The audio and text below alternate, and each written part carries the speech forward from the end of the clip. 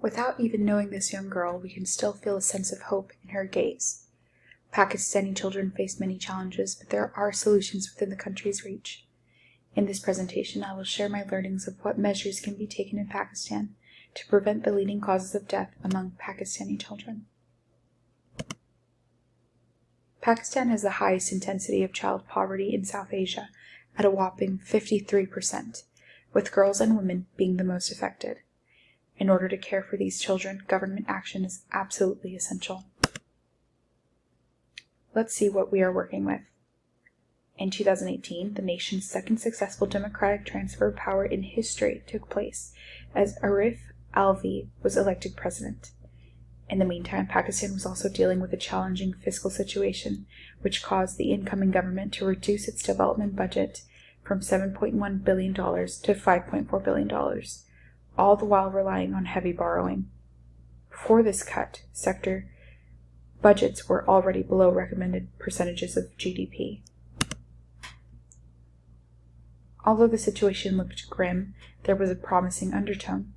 The incoming administration promised to tackle problems children face, like nutritional deficiencies, access to water, sanitation, hygiene, and decreasing the number of out-of-school children, while still improving the quality of education. A mother's resources in Pakistan determine her access to life-saving measures. 75% of newborn deaths are caused by 3 preventable and treatable conditions: complications due to premature birth, complications during labor and delivery, and infections such as sepsis, meningitis, and pneumonia. Newborns must then brave other hurdles to survive, such as adequate breastfeeding, hygiene, and sanitation. According to the United Nations International Children's Fund, for every 1,000 babies that are born, 42 die as newborns and 62 as infants. Diarrhea and pneumonia are the leading causes of death in children. Both are treatable.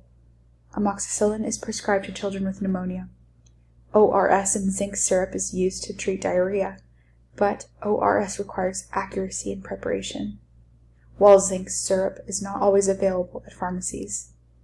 Another difficulty is ensuring that mothers and caretakers create the mixture correctly. In an effort to prevent wasting, sometimes mothers will prepare it in a glass, adding water to the ORS and varying the dosage. This, of course, hinders recovery and treatment.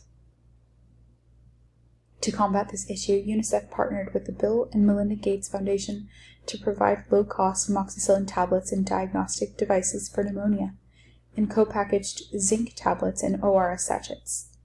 UNICEF's Chief of Health, Dr. Kendi Ongwai, is confident that if these medicines are used at scale, they could significantly reduce under 5 mortality in Pakistan. External organizations aren't the only ones working hard to provide children with vital medicine. Pakistan is one of the few countries in the world where polio is still endemic. Wiping it out is proving incredibly difficult, more so with the Taliban's decree against vaccination and targeting of health workers. But this is 23-year-old Husna. In 2018, she was a social mobilizer in Gadap, a town in Sindh. Along with many other women, she hit the streets of Gadap, going door to door, educating parents, and essentially convincing them to protect their children against polio through vaccination. She faced a people who were worryingly resistant to vaccination.